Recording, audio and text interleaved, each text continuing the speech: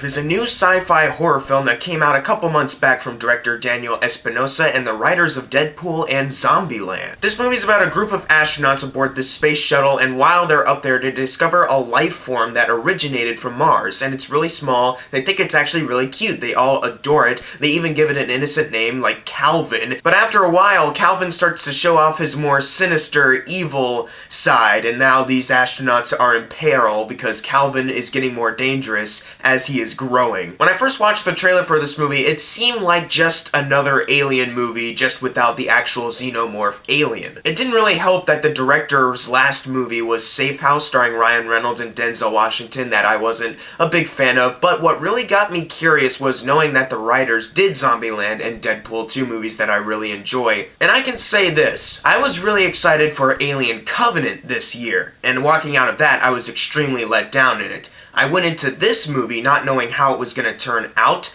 and it's a better Alien film than the one we already got. What makes me say this is because the movie is actually tension-fueled. In Alien, the people are able to walk around on their spaceship. It's very roomy, even though they don't have many places to go. There's still some places. In this one, it's aboard this claustrophobic space shuttle, ones we have now, and they have to float in zero-G, while Calvin, this creature, is able to glide around with ease while they're going really slow, grabbing onto sides of the ship to go faster. And it also helps knowing that these astronauts don't have any weapons to protect themselves. They really don't have anything except scientific tools that they brought with them. They really just have to think of ways to fend off this creature or just use some basic tools. That really helps with the tension of this movie. You see, those story aspects and the direction from Daniel Espinosa overall helped create a really leg-bouncing experience. My leg was bouncing so much in this film just out of fear for all of these people. Because really, Calvin can show up at any moment. And first, he's really small and he can sneak around anywhere. But even as he gets bigger, you still have no idea where he could possibly be hiding. So even when there's scenes where the astronauts can actually settle down for just a second, there's still that sense of he might,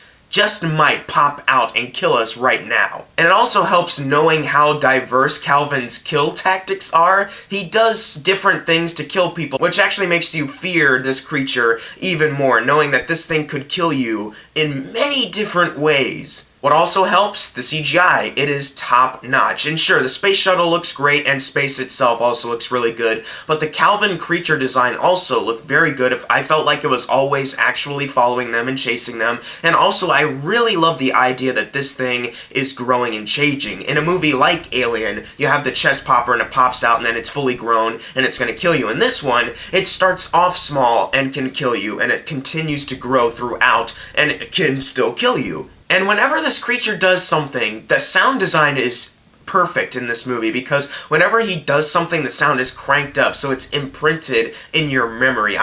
There's some images that I can't unsee still, and it's been like 2 months since I've seen this movie. So as far as horror movies go, this is incredibly well made. You're always in suspense over what's going to happen from the very beginning to the very last shot. You're interested in what the creature's going to do, how these astronauts are going to fend it off whatever way they can. Unfortunately, this is just an obvious attempt at making another Alien film just without the alien part. That is very obvious with this film, but the direction is well made enough, the creature is different enough where you can actually forgive it for that. As far as any other flaws go, I would like to mention the characters. Now, these characters aren't terrible. The actors are all doing a great job here. They spend at least the first 30 minutes or so to give you some basic elements of what these people are all about and how they interact with each other. So when the shisa hits the fan, you actually are in fear for them, and the acting is so good that you actually feel like they're scared of Calvin, like it's actually on set with them. These characters really aren't anything new or unique. Like, for example, they try to set up something with Jake Gyllenhaal's character, who is a great actor, and in this movie he's good, but he's not the standout, I don't think, because they try to write in like he hates Earth, and he spends a lot of time in the space shuttle, and I'm just thinking,